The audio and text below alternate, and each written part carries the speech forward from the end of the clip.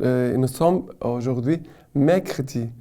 Nous sommes dans cette journée où chaque jour, chaque mercredi, nous prions à Saint Joseph. Confie toujours tous tes besoins matériels, spirituels à l'intercession de Saint Joseph. Demande-lui les grâces de sa paternité pour nous tous, pour toi et pour le monde entier, pour que l'on puisse se voir, se découvrir davantage comme fils de Dieu. Et maintenant, aujourd'hui, la première lecture, c'est Éphésiens chapitre 6, de verset 1 au verset 9. Voilà. Enfants, obéissez à vos parents dans le Seigneur. Cela est juste. Honore ton père et ta mère, tel est le premier commandement auquel soit attachée une promesse, pour que tu t'en trouves bien et jouisses d'une longue vie sur la terre. Et vous parents, n'exaspérez pas vos enfants, mais usez en les éduquant des corrections et des semences qui s'inspirent du Seigneur. Esclaves, obéissez à vos maîtres, dit Séba, avec crainte et tremblement, en simplicité de cœur, comme en Christ, non d'une obéissance toute extérieure qui cherche à plaire aux hommes, mais comme des esclaves du Christ, qui font avec âme la volonté de Dieu. Que votre service empressé s'adresse au Seigneur au nom et non aux hommes, dans l'assurance que chacun sera payé par le Seigneur selon qu'il aura mérité, qu'il soit esclave ou qu'il soit libre. Et vous, maîtres, agissez de même à leur égard. Laissez d'écouter les menaces et dites-vous bien que pour eux comme pour vous, le Maître est dans les cieux et qu'il ne fait point exception de personne. Alors, à nouveau, Paul continue de donner des conseils par rapport à la famille. Hier, il parlait aux époux, au couple, le mari et l'épouse. Aujourd'hui, il commence pour parler aux enfants. Il dit, « Enfants, obéissez à vos parents comme dans le Seigneur. » Ça veut dire apprendre à obéir à nos parents pour pouvoir être capable d'obéir à Dieu. La première chose, c'est l'obéissance. Deuxième, il dit, « Honore ton père et ta mère. » Tel est le premier commandement auquel soit attachée une promesse. Honore ton père, respecte ton papa, respecte ta maman. Et il dit, il y a une promesse liée à ces commandements. Pour que tu t'en trouves bien et jouisses d'une longue vie sur la terre. Voilà, le fruit de ces commandements. Et vos parents, maintenant il parle aux parents, n'exaspérez pas vos enfants, mais usez en les éduquant des corrections et des semences qui s'inspirent du Seigneur. Ça veut dire exaspérer, ça veut dire stresser les enfants, les perturber, les angoisser, en fait, les faire mal. Ne faites pas ça. C'est Saint Paul qui dit. Bien sûr, un papa et une maman doivent corriger ses enfants. Mais je ne vais pas frapper mon enfant jusqu'à qu'il tombe malade, qu'il va devoir aller à l'hôpital. Non, ça, ce n'est pas une correction. Ça, c'est une agression plus grave. Et on ne doit pas faire ça, de frapper un enfant jusqu'à qu'il doit aller à l'hôpital. On lui casse un membre de son corps. Non, ce n'est pas normal. Ça, ce n'est pas un père ni une mère. Et après, il dit aux parents d'éduquer les enfants et de leur faire des corrections qui s'inspirent de la part du Seigneur. C'est cela que nous avons besoin. Après, il va parler aux esclaves. Esclaves, obéissez à vos maîtres, dit Séba, avec crainte et tremblement, en simplicité de cœur, comme en Christ. Voilà, on doit obéir à nos chefs, à nos responsables, comme si on obéissait au Christ. Et nous pouvons dire la même chose, surtout pour nous qui sommes consacrés dans une communauté, ça veut dire dans les vies de l'Église, nous devons avoir la même attitude, d'être comme des esclaves ici, qui, avec crainte et tremblement et simplicité du cœur, vont obéir à leurs frères et sœurs, à leurs responsables, à l'Église en fait. D'accord? Et voilà la première lecture d'aujourd'hui. Et Paul dit que votre service empressé s'adresse au Seigneur et non aux hommes, dans l'assurance que chacun sera payé par le Seigneur selon qu'il aura fait des biens, et qu'il soit esclave ou qu'il soit libre. Alors, faire des biens, il aura fait des biens. Voilà, que nous ne soyons pas sujets des reproches, mais faites toujours toutes choses bien faites. Ok? Et maintenant, le psaume d'aujourd'hui, c'est le psaume 145. Le psaume 145, à partir du verset 10 jusqu'à 14. Que toutes tes œuvres te rendent grâce, Seigneur, que tes amis te bénissent, qu'ils disent la gloire de ton règne, qu'ils parlent de ta promesse, pour faire savoir aux fils d'Adam tes prouesses, la splendeur de gloire de ton règne. Ton règne, un règne pour les siècles, ton empire pour les âges des âges. Le Seigneur est vérité en toutes ses paroles, amour en toutes ses œuvres. Le Seigneur retient tous ceux qui tombent, dresse tous ceux qui sont courbés.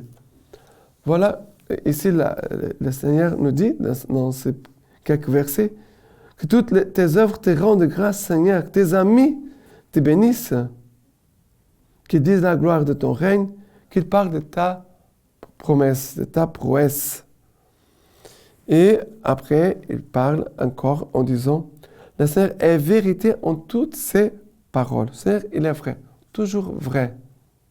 Qui n'aime pas la vérité, certainement pas. Cette personne, elle n'aime pas Dieu. Parce que si Dieu dérange comme ça, et la personne ne va pas avoir la paix dans son cœur parce qu'elle va voir que Dieu l'appelle toujours à se convertir, à changer de vie. Il dit, le Seigneur est vérité en toutes ses paroles, amour en toutes ses œuvres. Ça, c'est voir Dieu, reconnaître Dieu. Le Seigneur retient tous ceux qui tombent, redresse tous ceux qui sont courbés. Voilà les psaumes d'aujourd'hui. Le Seigneur veut vraiment nous redresser, nous communiquer son amour, sa force par sa parole. Maintenant, l'évangile d'aujourd'hui, c'est Luc chapitre 13, verset 22. Et il cheminait par ville et village, enseignant et faisant route vers Jérusalem. Quelqu'un lui dit, Seigneur, est-ce le petit nombre qui sera sauvé? Il leur dit, luttez pour entrer par la porte étroite, car beaucoup, je vous l'ai dit, chercheront à entrer et ne pourront pas. Dès que le maître des maisons se sera levé, il aura fermé la porte, et que, resté dehors, vous vous serez mis à frapper à la porte en disant, Seigneur, ouvre-moi.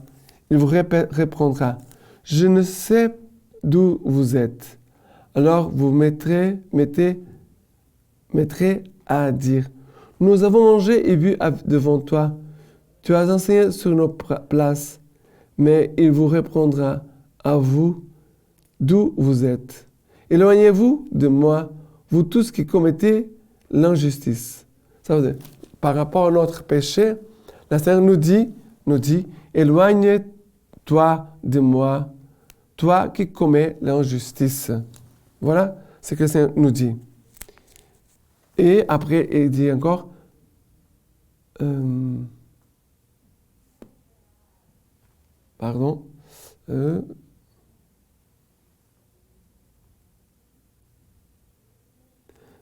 voilà, Luc 13, 22. lui dit, Seigneur, est-ce le petit nombre qui sera sauvé? Il leur dit, luttez pour entrer par la porte étroite, car beaucoup de vous, je vous le dis, chercheront à entrer et ne pourront pas. Dès que le maître de maison se sera levé et aura fermé la porte, et que resté dehors, vous serez mis à frapper à la porte en disant, Seigneur, ouvre-nous. Il vous répondra, je ne sais pas d'où vous êtes.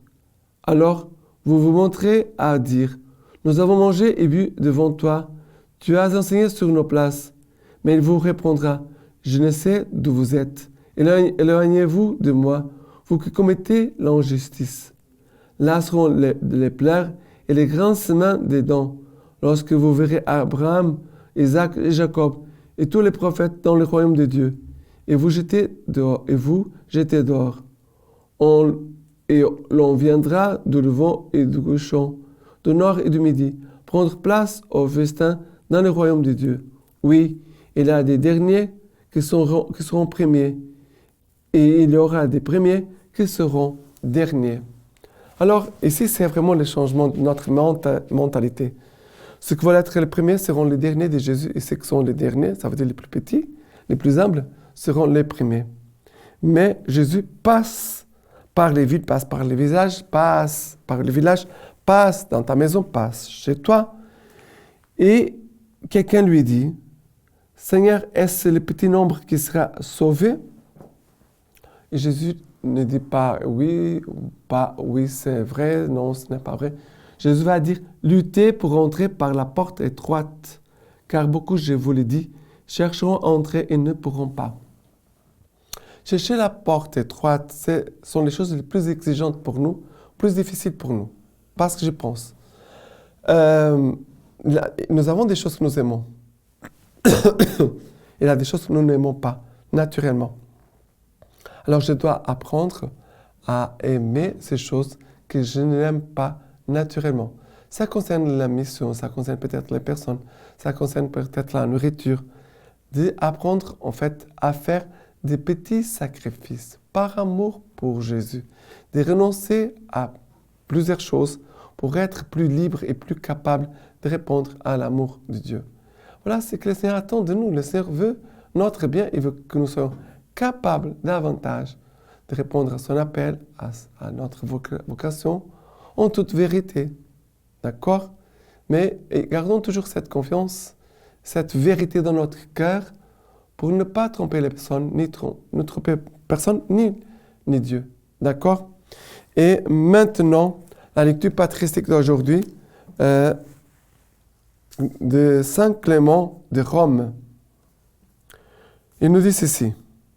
Vivons toujours dans la concorde, en étant humbles et chastes, en nous tenant éloignés de toute récrimination et de toute médisance, en nous montrant justes par nos actes et non par des paroles. Il est dit en effet, celui qui parle beaucoup devra écouter à son tour. Et le beau parleur s'imagine-t-il qu'il est juste? Il faut que nous soyons toujours empressés à faire le bien, car c'est de Dieu que nous viennent toutes choses. Il nous en avertit. Voici le Seigneur, et le salaire est avec lui, afin de rendre à chacun selon ses œuvres. Il nous exhorte donc à croire en lui, de tout notre cœur, à ne rester ni paresseux, ni indolent devant toute œuvre bonne. Mettons en lui notre fierté et notre assurance. Soumettons-nous à sa volonté, songeons à toute la multitude des anges et comment ils se tiennent devant lui pour accomplir sa volonté. Nous soyons devant le Seigneur pour accomplir sa volonté. Maintenant, je vous laisse la bénédiction par les mains toutes pures de la Vierge Marie. Que Dieu Tout-Puissant vous bénisse et vous garde, le Père, le Fils, le Saint-Esprit. Amen.